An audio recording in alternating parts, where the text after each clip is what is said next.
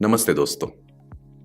जानते हैं, अगर हम अपनी फिजिकल हेल्थ को रेगुलरली मॉनिटर कर रहे हैं और टाइमली डिसीजन ले तो बहुत सी सीवियर कंडीशंस को वर्सन होने से बचाया जा सकता है। यही होता है हेल्थ एंड वेलनेस की तरफ पहला स्टेप। तो चलिए इसी थॉट के साथ शुरू करते हैं आज का वीडियो।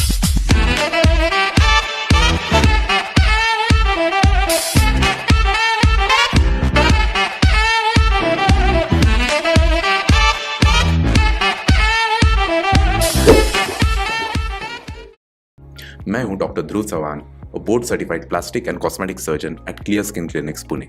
आपका स्वागत है हमारे सर्जिकल सैटरडेज सीरीज में। आज हम बात करेंगे एक कॉमन कंडीशन पहचानने के बारे में जिसको मैन बूब्स यानी गायनेकोमास्टिया कहते हैं। ये कंडीशंस मेल में देखी जाती है जिसमें चेस्ट एरिया फीमेल ब्रेस्ट जैसा उभरा हुआ अपीयर होने लगता है। कई लोगों का कंसर्न होता है कि वो खुद डॉक्टर के पास जाने के पहले कैसे टेंटेटिवली बता सके कि उन्हें गायनेकोमास्टिया हो सकता है। ये बहुत ही अच्छा सवाल है, वेरी गुड क्वेश्चन इंडीड। आइए इसी बारे में थोड़ा विस्तार में देखते हैं। सबसे पहले, अगर आपको जरा भी डाउट है या आपके चेस्ट एरिया में सेंसेशंस या हल्का पेन जैसा महसूस हो रहा है तो आपको केयरफुली मिरर में देखे एक बार फ्रंट और साइड प्रोफाइल लेकर अपने चेस्ट के उभार को ध्यान से देखें। क्या आपको उस एरिया में यूजुअली एक्स्ट्रा वॉल्यूम या उभार नजर आ रहा है? अगर हाँ, तो हो सकता है कि आपको गायनेकोमास्टिया शुरू हो चुका है। दूसरा, आप चेस्ट एरिया को टच करके ध्यान दे सकते हैं कि क्या आपके चेस्ट एरिया में कोई लम्प्स या स्वेलिंग है। अगर है तो ये भी गायनेकोमास्टिया का एक सिम्टम हो सकता है। लेकिन ध्यान रहे, गायनेकोमास्टिया के अलावा भी दूसरे रीजंस हो सकते हैं लम्प्स या स्वेलिंग के पीछे।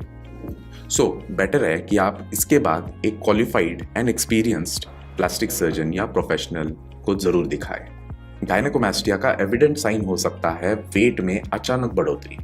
अगर आप अचानक से हैवी फील कर रहे हैं, स्पेशली आपके बॉडी के ऊपरी हिस्से के साइज बढ़ रहा है, आपको पुराने कपड़े टाइट हो रहे हैं, तो आपको गायनेकोमास्टिया के सिम्टम्स हो सकते हैं। या आप प्रिलिमिनरी सेल्फ एग्जामिनेशन कर सकते हैं जिनका मेंशन मैंने पहले किया था। अब एक इम्पॉर्टेंट फोर्थ जो है पिंच टेस्ट मैं आपको बताऊंगा। पिंच टेस्ट, ये सेल्फ एग्जामिनेशन एक इफेक्टिव तरीका है गायनेकोमास्टिया को जज करने में। इस टेस्ट को आप खुद घर पर परफॉर्म कर सकते हैं। आप एक फ्लैट बेड पे आप सीधे लेट जाए, अपनी फिंगर्स को एक्सटेंड करें और धीरे से एरियोला और चेस्ट एरिया को टच कीजिए। ध्यान देना है कि आप अपनी फिंगर्स के टिप्स को ही यूज कर रहे हैं। इससे आपको सही सेंसेशन महसूस कर पाएंगे, which is important for this examination. जैसे ही आप एरियोला को हल्के से पिंच करेंगे, खास तौर पर ध्यान देना है कि एरियोला के अंडरलाइंग टिश्यू पर, या अगर एरियोला है तो एरियोला के अंडरलाइंग टिश्यू पर आपको सख्त या कोई एक डिस्क जैसा टिश्यू महसूस हो रहा है, तो ये गायनेकोमास्टिया का ग्लैंड हो सकता है। गायनेकोमास्टिया में ग्लैंडुलर टिश्यू जनरली एक बटन की तरह या डिस्क शेप में होता है जो रबरी या डोई कंसिस्टेंसी में फील हो सकता है। और अगर आपके फिंगर्स इजीली टच हो रहे हैं बिना कोई सख्त मास के, तो हो सकता है कि ये सिर्फ फैट है, स्यूडो गायनेकोमास्टिया है। तो गायनेकोमास्टिया का पिंच टेस्ट आपको दोनों साइड पे करना जरूरी है। तो गायनेकोमास्टिया के चांसेस को रूल आउट या रूल इन करने के लिए आप कुछ और फैक्टर्स को समझ सकते हैं, जैसे कि क्या आप हार्मोनल चेंजेस के लिए कोई दवाई ले रहे हैं, क्या आप जिम के लिए स्टेरॉइड्स का यूज कर रहे हैं, क्या आप एनहांसिंग सब्सटेंसेस का इस्तेमाल कर रहे हैं। ये सभी गायनेकोमास्टिया के होने के रिस्क फैक्टर्स हो सकते हैं। अगर इनमें से किसी भी फैक्टर्स को लेकर आपको डाउट है तो आप तुरंत एक क्वालिफाइड एंड एक्सपीरियंस्ड डॉक्टर से कंसल्टेशन लें। डॉक्टर आपकी डिटेल्ड मेडिकल हिस्ट्री लेकर, आपकी फैमिली हिस्ट्री लेकर फिजिकल एग्जामिनेशंस करेंगे और ज़रूरी टेस्ट्स करके आपको सही डायग्नोसिस देंगे। कौन सा ग्रेड है गायनेकोमास्टिया, क्या ट्रीटमेंट ऑप्शंस हो सकते हैं, ये सारा बताएंगे।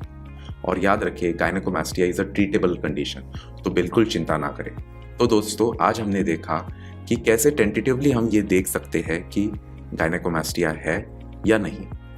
लेकिन प्लीज़ सेल्फ डायग्नोसिस पर पूरा भरोसा मत करें। एक एक्सपर्ट डॉक्टर की सलाह ज़रूर लें और हमारे चैनल को सब्सक्राइब करना ना भूलें।